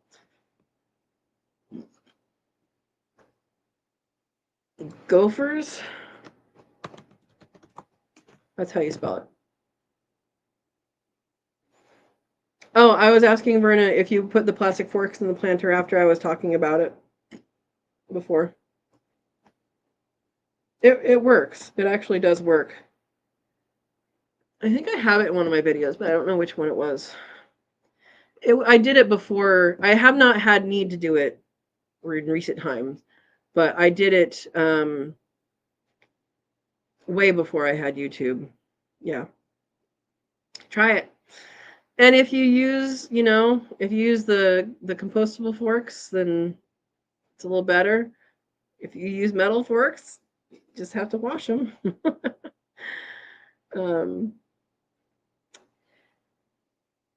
Yeah, Dawn, it's the same thing with any gum, and it's just the attractant is the taste.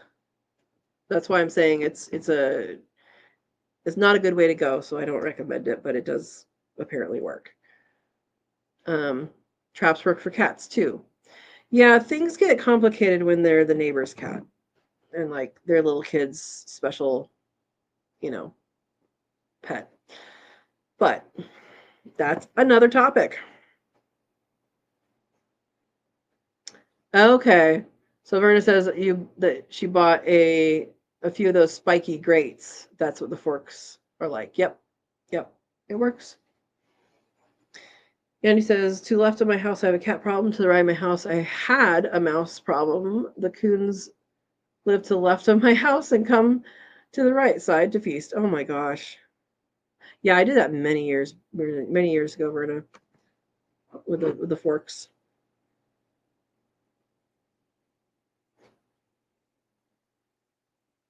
The cat that hangs out here now, and actually not our cat as well as not our cat, which were the 2 previous cats that were not mine, also did not do anything with the garden. I mean, they have a latrine, that's fine. It is what it is. But they don't dig up anything. But the one that was the neighbor's cat, and they live like, it's still alive. 3 houses down, 4 houses down. 4 houses down, and it doesn't anymore, but it always would spend the whole day in the yard and dig up seedlings, dig up everything. It was ridiculous. Yeah. Dawn says, time for me to get offline. I'm way too late. Everyone have a great night. Have a great night, Dawn. I'm glad you are progressing, and good luck with your adventure. Oh. Andy says the crazy cat lady feeds the coons to keep them around her house too. She wants to keep them around her house, or they're just incidentally getting fed because she's feeding the cats, because that happens too. Yeah.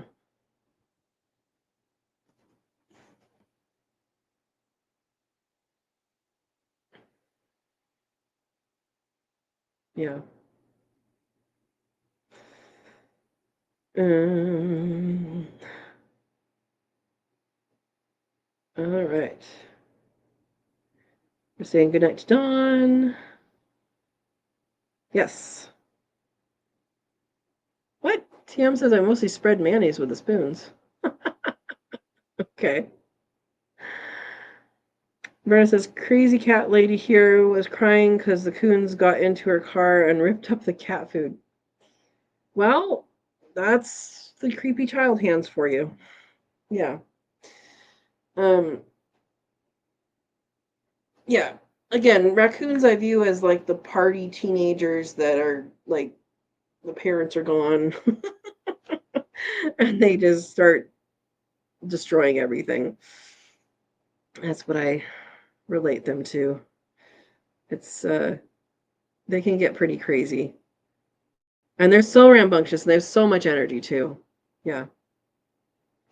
Okay. Andy says she interacts with them. She thinks they are tamed even though one tries to bite her. Oh boy. Yep. Steve says A, don't keep cat food in your car. B, close your car up. Yep. Yep.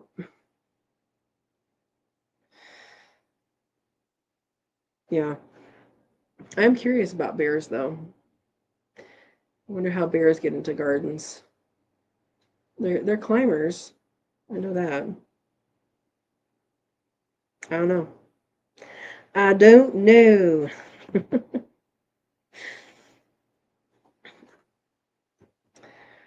So, coming up tomorrow is a video about cooking in the car. And I cooked beef in the car. So, you guys will see that video tomorrow. And cooking, I've been cooking in the car for many years. Only recently, last couple of years, have I done meats, but it totally works well and is is a really really awesome way to do it, I think. And I've also done cookies and rolls and coffee cake and croissants. A lot of things work. I think the only thing I've tried that didn't work is sweet potato, and that was just like put a sweet potato in there with the forks.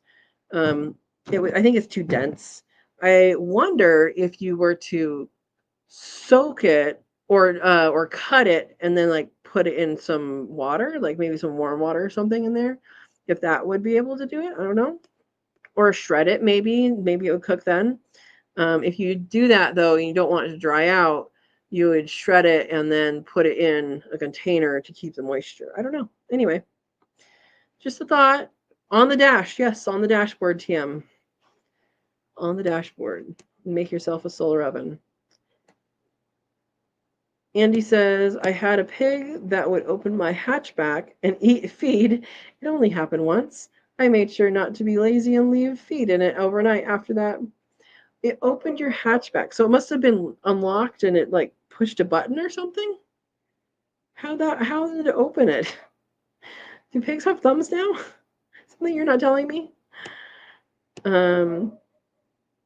Did you leave the fork in it as you were cooking it? No, I did not. Is that something I should do? What happens with that? It did pull apart nicely though, with a fork. I hear a dog I don't recognize.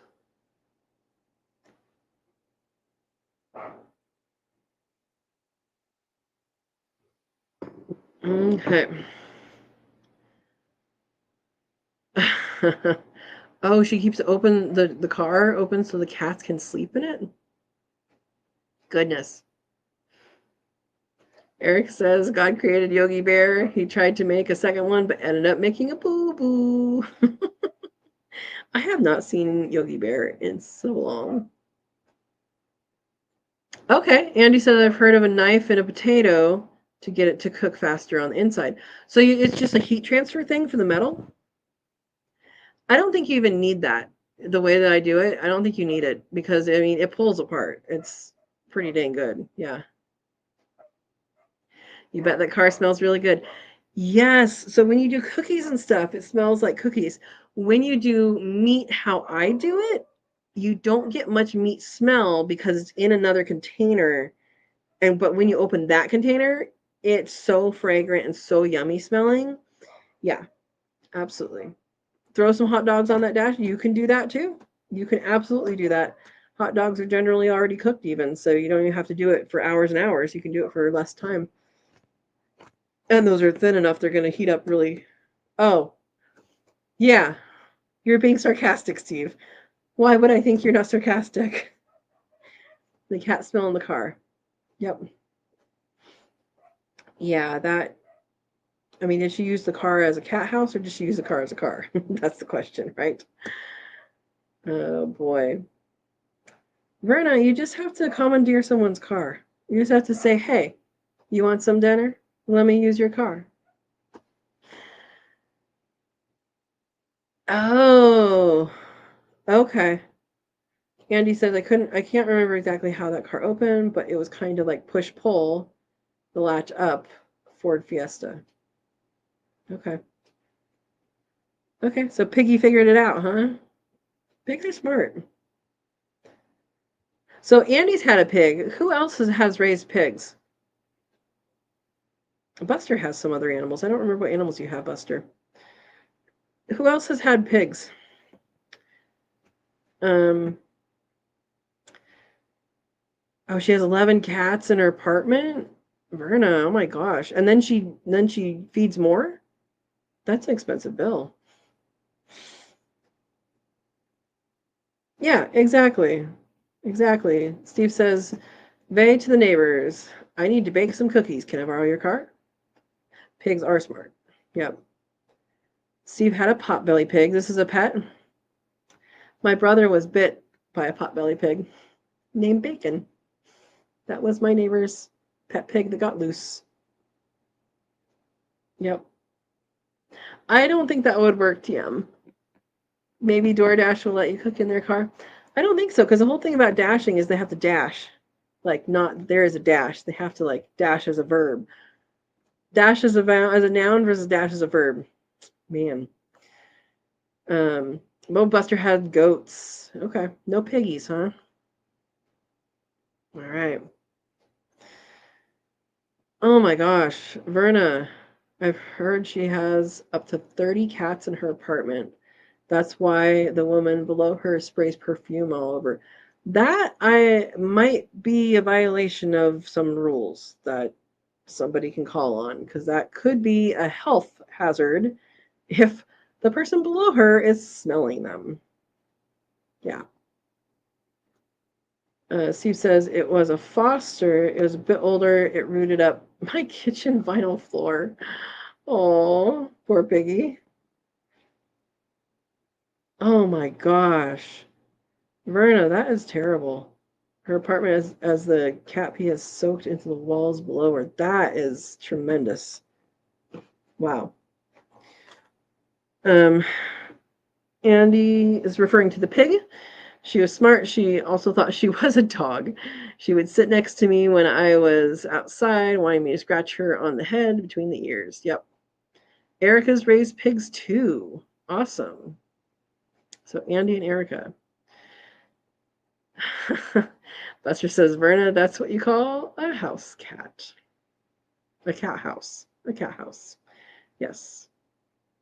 Okay, Erica's looking to get some again. So what varieties? So Steve had a potbelly. What varieties did you guys have, Andy and Erica? I'm curious about different varieties you had and whether or not you like them and all of that. I just want to learn more about all sorts of different animals. Yeah. Um, oh, all right, Verna. Oh, Steve. Yeah, Zach has Cooney Cooney. That's right. They are cutie cutie. Cutie cutie cutie cutie. TM says, I've never had any pigs. Me neither. Me neither. I have seen a pig at the beach on a harness. Steve sent his to live on the farm. Yeah, I know, Andy. I won't get you started. We'll stop it here. Yeah. Um, yeah, no, I'm just curious about the different breeds because there's some different breeds that I've been seeing pop up on like YouTube stuff. I know I'm not a fan of pork or ham. I like bacon and sausage though, and lard for cooking is good.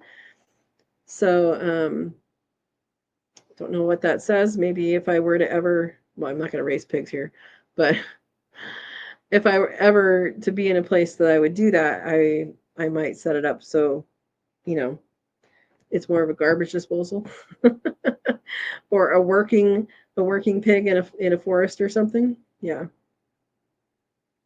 Yeah. Okay, potbelly for Erica. Verna says I love pork and ham mostly since I can't tolerate beef. That is so sad. Beef is so good. Andy says Piggy Sue was a large pink pig. Then I had the black and white banded pigs. I think they were Hampshires. That sounds familiar. The Oreo pigs. That's what I call the Oreo cows and the Oreo pigs. Yeah. Yeah. Steve says raise one, maybe? Raise one, send to the butcher, then you get the lard, sausage, and bacon, and they get the rest. So yours is free. Maybe that works. Andy says they are great garden tillers. Yeah. And I've heard some of them, like isn't the Kuni the pasture pigs, like they just mostly eat grass, and then like there's other ones that really, really till. I know the wild pigs out here, the wild boar out here, they are so destructive. They really are. They're nasty and dangerous too. Like they're I would say for animals out in nature where I am, the most dangerous animal is on two legs. It's humans. The second most dangerous animal is pigs. Yeah. Um, Verna says my mother's side of the family had a pig farm. There you go. And pigs are a great way to get rid of unhatched eggs. Yeah, Andy. So that's what I'm thinking. Like, really anything. Like they're garbage disposals. I don't know if there's things that they can't have. That's something that is a blank in my knowledge. I know we talk about things, rabbits can't have and quail and chicken can't have. I don't know if there's anything that a pig can't have. They seem to just eat whatever. Oh, Idaho pasture pigs. That's right. IPPs. Those were the grass eaters. That's right. Thank you for the correction, Verna. And Buster has wild hogs there. Do you have wild hogs or do you have javelina? I don't know if javelina goes as far as you. Because we have wild boar is what we call them here.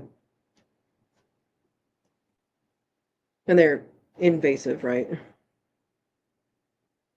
Not native. I think the difference is javelina are native and wild boar are not. Yeah. Yeah, kuni are grass eaters too. Okay.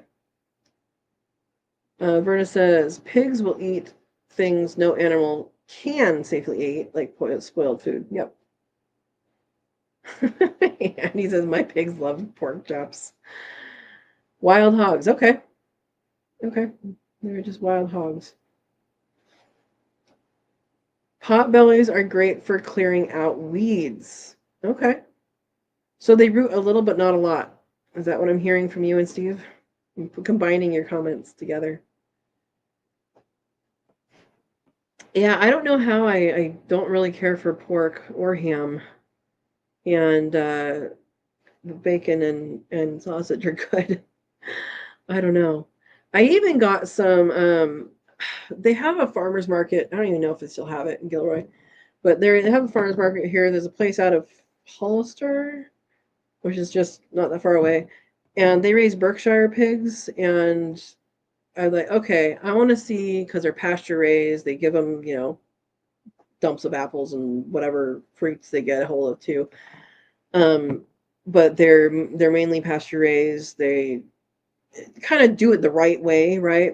And so I tried. I'm like, okay, give me two things. Here, I don't know. I'm not expecting to like it. Give me two things to try.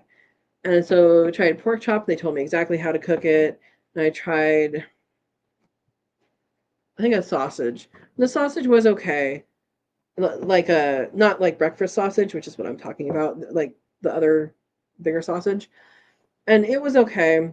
Like it was fine. I didn't see any difference than like in the store. Of course, I don't really buy that kind of stuff in the store very much. And then the pork chop was, yeah, it was okay. It was still not something I would go after. So, yeah. Um, yeah. But I did try them. Okay, Hidden Heights Farm, keeping it Dutch. Okay. Have you ever heard the saying, feed him to the pigs? It's a real thing. Yes, I have heard that, Andy. It's not why I'm talking about pigs. Um, Berta's asking about goats. Not here. Um, Goats, what I want to learn more about, which I already know, I think, quite a bit, but you guys who have experience with these species, I like to know from your experiences, um, is how to use an animal as the animal. So like pigs and goats, they tend to clear things, right? Um, that kind of thing. So, and like, cattle and sheep work together with the parasites. And I just like to know those relationships and how those things work. Yeah.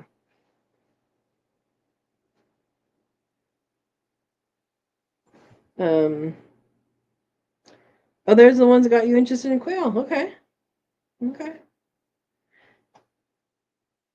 Pigs can't have nightshade plants. Avocado plants or avocados? Rhubarb leaves and meats. They can have meats. Yes, they can. People feed pigs chickens. Rhubarb leaves are just poisonous anyway. Nightshade plants are poisonous. Avocado. Why can we have avocado? That's what I want to know. Because basically nothing's supposed to have avocado. But we can have avocado. Guacamole is amazing. Oh, Eric's coming in with a hit. Where do toads and pigs go for education? Hogwarts. Brenda says pigs are also good for making a pond. Yes, they can seal a pond. I've heard of that. Uh, Steve says, Andy, you'll have to pick up the hair and teeth. Oh gosh. Yeah, why not meats? I agree. Andy is asking Steve, why not meats? I fed mine meat and and them little butts ate all my tomatoes more than once. Oh my gosh. Yeah. I mean, they are fed pretty much like everything. Yeah. Yeah, tomatoes, but not tomato plants, I think is what he's saying, Andy. Just like for, quail and stuff. Eric says, what do pigs use when they get burned? Ointment.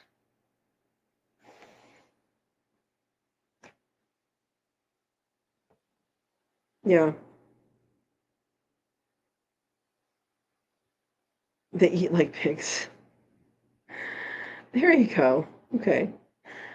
I do wonder about avocado though, because I know avocado is bad for birds because it can kill them. And I don't remember the mechanism. I know I can look it up really easily, but I know two people that have experienced this. Um, like I personally know two people that have experienced this with quail. Um, I just don't know about the other stuff. Yeah. Okay, Verna says the reason not to feed them meat is because of the diseases they can get from them. Well, if there's no diseases in the meat, then there's nothing to worry about, right? Eric says, why did the tomato go out with the prune? There was no dates anywhere. Silly, silly.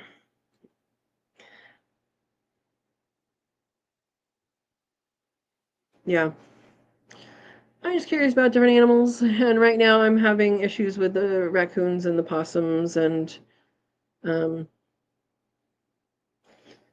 trying to figure out what animals do the jobs that people need done. Because it's best to have an animal do a job if an animal can do a job than spend hours and hours doing something you don't need to do. Andy says, I had 2 pigs once that I kept them in an electric fence only. They would get out once in a while. Then I was afraid to go back in. I had a bucket full of old unhatched eggs. I called it the pig crack. Oh my gosh. They can smell that, huh? I'm sure they can smell that. They have good smellers on those things. In fact, aren't pigs the ones that find truffles? Not the chocolate, the fungus that are underground. Are they trained pigs? I think they're trained pigs. Maybe not. Anybody know? Are truffle pigs a specific breed or anything? Or is it any pig? And I think, was it JJ that told us this? She's not on right now. Did she tell us that there are white truffles in the US? Under pine or aspen? Anybody recall that? This is just out of my brain that I'm pulling this, and I could be totally wrong. Anybody remember? I think it was JJ that said that. Andy says I would toss the eggs in their fence. After about 5 eggs, they didn't care and ran right in after the eggs. Yep, tummy one's out, right? Steve has suggestions. Get goats to eat your brush, cows to eat your grass, pigs to eat your waste food, chickens to eat your bugs. All right. Okay, Verna says, yep, it is pigs that are trained to find them. They are trained so they do not eat them. That is I wonder how long it takes to actually train them not to eat them, right? Because they have to give them a reward that is better than the truffle, right? To make that happen. Yeah. Andy says they would eat my freaking tomato plants. Oh, they're eating that too, huh? I don't know. You had some messed up pigs. Eric says I have a license, but I don't have avocado. Tam says I heard about white strawberries. I want to try growing. Are they pine berries or white strawberries? Because those are, I think, 2 different things, or maybe the same thing with different names.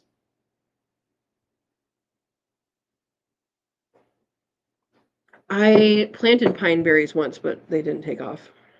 I don't know why. Alpine strawberries are wonderful. Yeah.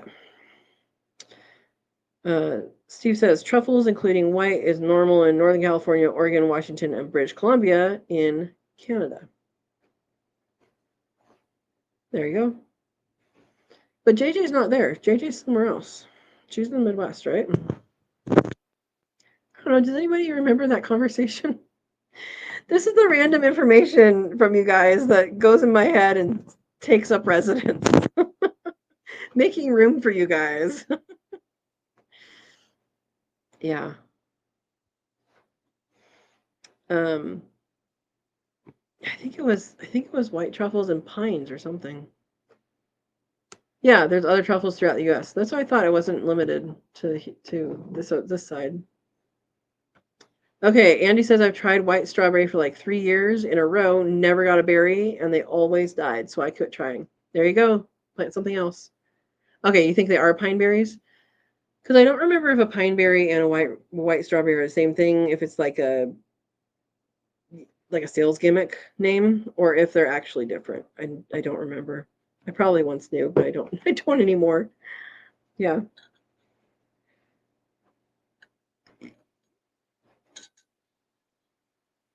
All right. Steve says, did you know that many truffles are named after Oregon? Oregon winter and Oregon winter. What? He said the same thing twice. Are white truffles. All right. Alpine strawberries. Alpine strawberries are red, unless there's a different variety, but the ones I planted are red. They're teeny tiny, they're like that big. Like a big one's like that big. But most of them are like that big, and they're super sweet. Eric says, what do you call a sad strawberry? A blueberry. It changed shape and everything, huh? Oregon spring and winter. Okay. Not 2 winters? Are you predicting something? Is this going to be a long winter for Oregon? Are you trying to tell me something? I need to tell my parents it's going to be a long winter, and maybe Joy too. She's up there. Oh, don't be predictive like that, Steve. Unless we're predicting good things.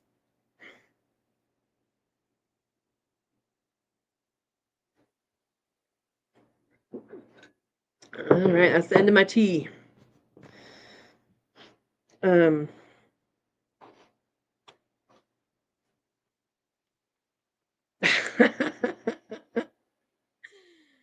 Steve, my science stuff, huh?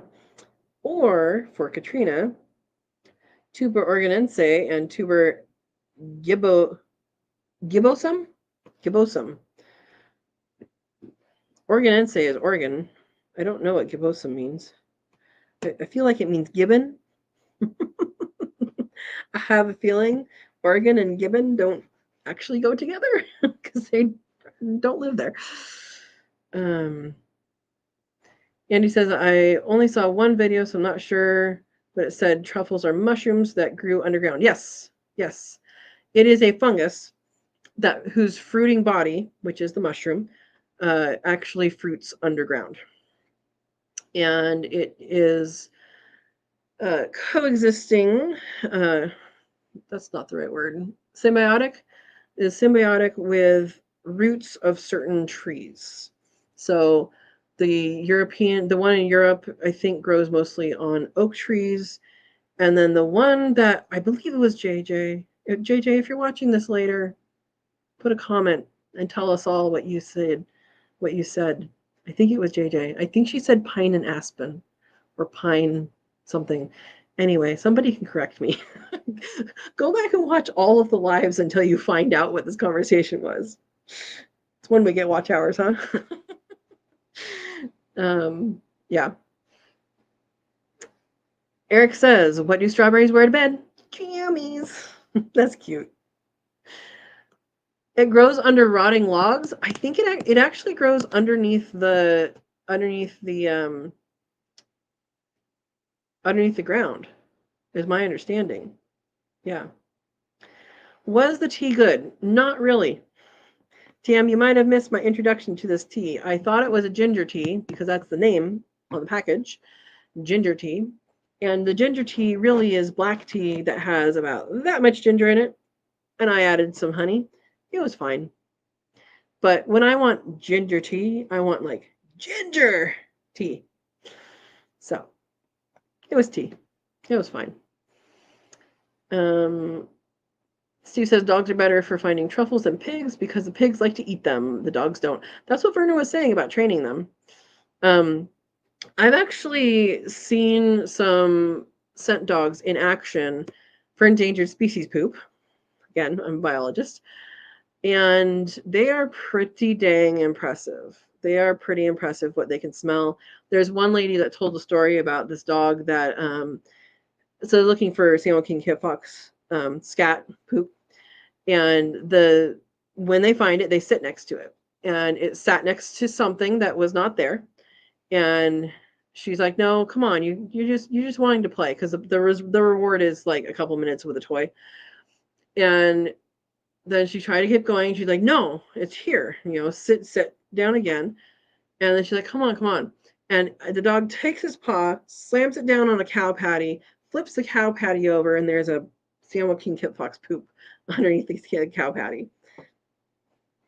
This dog knows her bleep. Yeah. But they are amazing at what they can do. And they are now actually training them to find endangered plants, which is incredible. I mean, you think about, wow, that's a huge thing. But then you think about narcotics dogs, and it's a lot of narcotics come from plants too. So they can train, I think, like 4 or 5 scents on each dog, and then they don't do any more than that. But yeah, pretty interesting. Steve says best known and most expensive truffles grow symbiotically with oak truffle trees, specifically English oak, white oak, and French oak trees. That's the one I'm thinking of as the traditional one. That's typically a black truffle. Other types of trees, specifically beech, fir, poplar, birch, and hazelnut, can grow truffles, but they are of less quality. Maybe because they're generally smaller trees. I don't know. Eric, want to hear a Swedish joke? Never mind. There's no way I could finish it. They all kind of go in the same area, huh?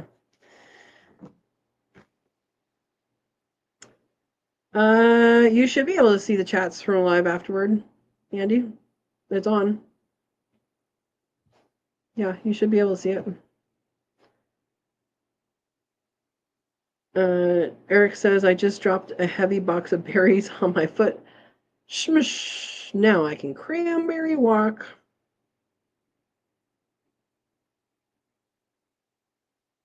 Yeah.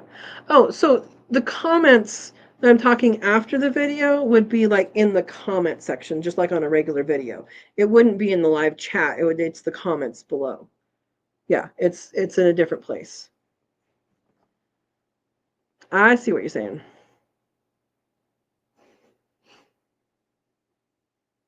Andy says, I've also heard that shrooms go shrooms? What? Truffles? I don't know.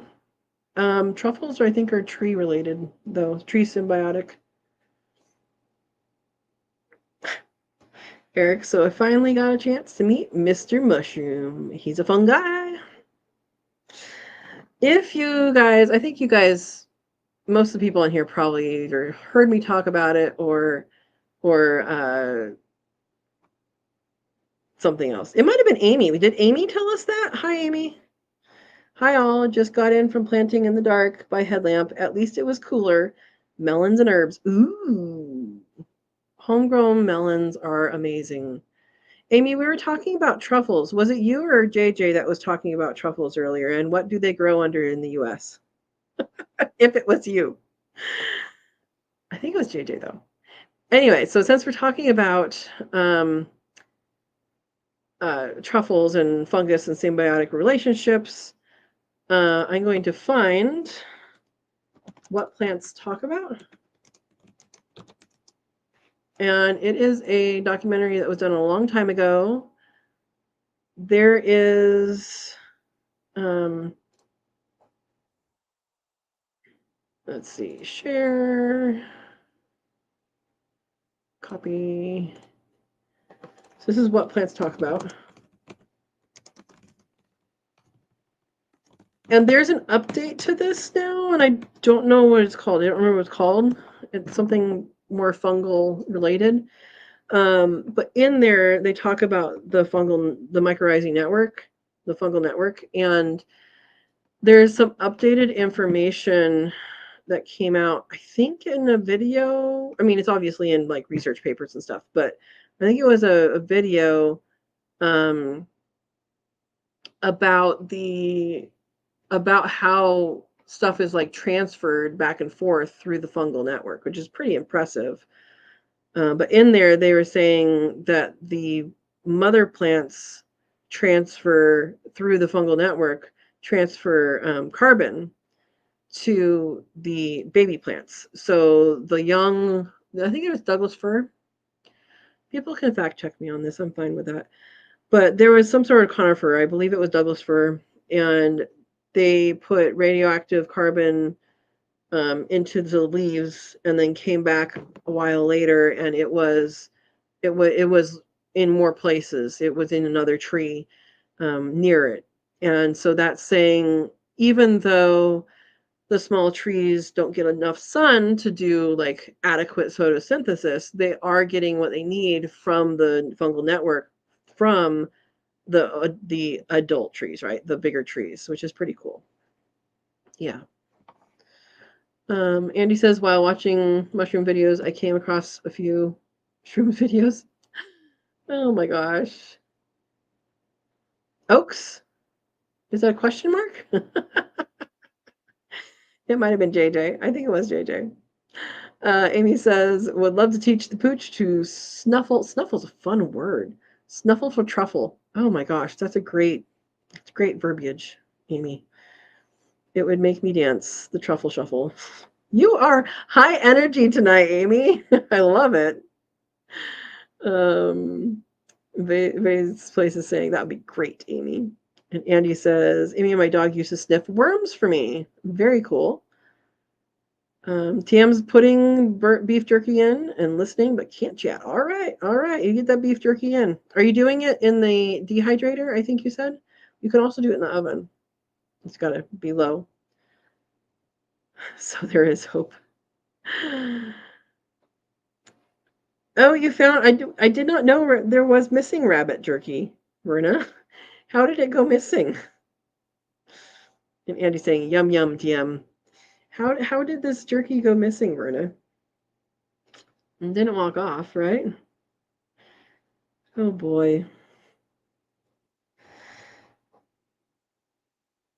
Well, we talked about a whole bunch of stuff. The topic of the day again was predators of your garden. And found out there's a lot. All right. Steve says, one tree aspen. Oh, yeah. One tree aspen forest in Utah made up of over 47,000 trunks and millions of leaves connected through one root system. Yep. Is that the same one that the Forest Service got stopped from cutting in? I just saw, I didn't open the article, but I saw a headline, something about that. Yeah. Oh, Verna says, I wanted to give it to my daughter when I gave her the liver. Couldn't find it anywhere. It was on a container under the dinner table. I don't know. Lucy, the notorious purloiner of jerky? All right. Orlando, welcome, Orlando. Man, Amy and Orlando late to the party. It's all right. Welcome. Hello, how's everyone doing? Everyone is doing warm or windy. But we're good. We're good. All right. Yeah, it wasn't Lucy this time. What about the Alaskan honey fungus being the world's largest organism? I have not heard of this, Amy. Alaskan honey fungus? Honey fungus.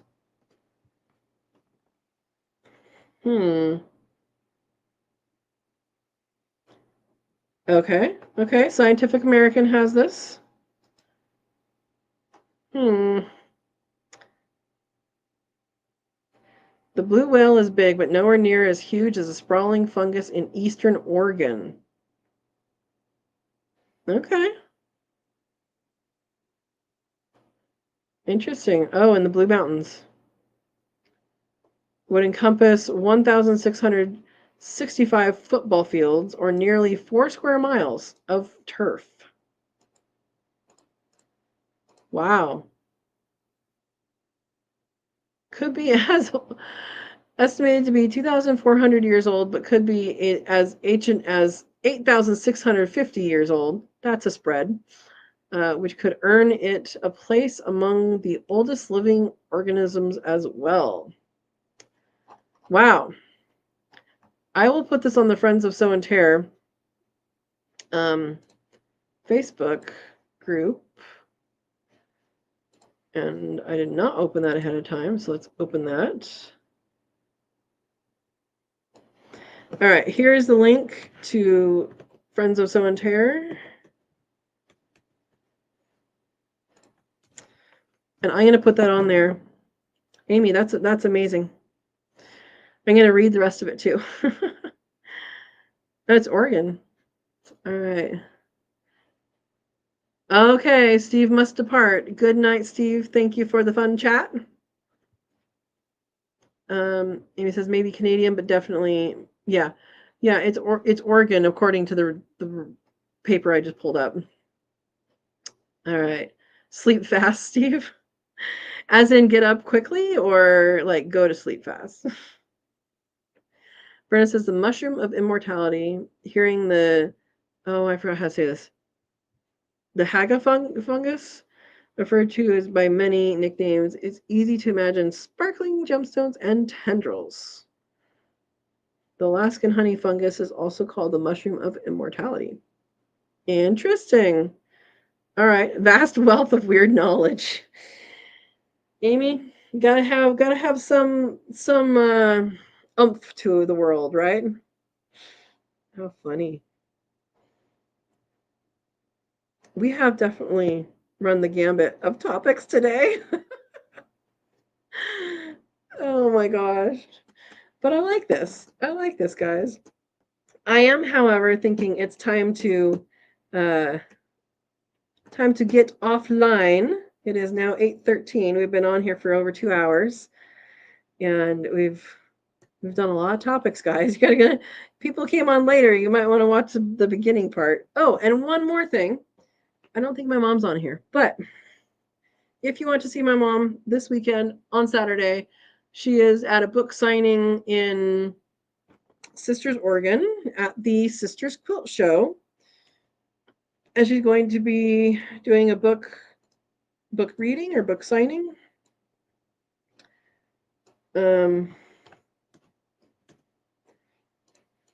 At 2:30. And if you want to, what was the topic of the day? The topic of the day was predators of your gardens. To match with the peach video I did this last week. So here are a couple links for you guys. If you're interested in getting my mom's book, she does has nothing to do with homesteading, but it's just me supporting my mom. She does. This is a collection of stories having to do with quilts. Yep, quilts. And so she is going to be selling those at the Sisters Quilt Show. Which, if you've never been to the Sisters Quilt Show and you're in Oregon and you're willing to drive to Sisters, the Sisters Quilt Show is amazing. I wonder if they have a website. Sisters Quilt Show. They do. They do. Okay, I'm going 49th annual, so this thing keeps on going. Sisters Quilt Show this Saturday. It's a really great name for a show. Well, it's a quilt show. It's literally a quilt show. There are famous quilt people that people in the quilting community know that probably nobody else knows. They do fabulous quilts, and Sisters is an old-timey town. Like, they have like the old-timey storefronts, and well, up until recently they didn't allow chain stores like McDonald's and stuff in, but they've come in now. But what they do is they hang the quilts outside. So they shut down Main Street, which is a terrible idea for traffic. Wonderful idea for the quilt show, but terrible idea for the traffic because that is a highway. And they actually hang the quilts outside, and you can see them, and they're very intricate. They're very intricate and very awesome. So if you are in the Sisters area, I would do that. Oh, the links aren't working. Well, go to one that works, and then you can look it up for the other one. There's one that's Kindle, one that's a Kindle, one that's a paperback. Her book is called Fat Quarters, which, if you're a quilter, you should know what that is. And if you're not a quilter, you probably don't. They're little things. Anyway, yeah. So she's going to be doing that. She's going to be signing books. I don't know if she's doing a reading or not. Ask her, she'll read it to you. Um, and so that's in Sisters, Oregon, and this Saturday. And yeah. Are you asking just if my mom quilts? So she's writing. It's a written stories about quilting, not about quilting. Like there's stories, they're like, made up stories that have a quilt in them. So like whether it's quilt that's been passed down through the years, or maybe it's quilt that's made with memories of things, like it's a bunch of collection of stories that have to do with quilts. So that's what it is. She did make she made me two quilts that are like t-shirt quilts, and then she actually had them quilted. Does that make sense? You guys know what quilting is? So making the quilt and having it quilted are two different things. Making the quilt is like putting things together, and then having it quilted is like the design, like you actually get things put together with the batting and the design. It doesn't always have to be like a design, but it's fun to do. Anyway, so she's going to be there. And yeah, there we go. All right. Amy has quilted since she was 20. Awesome.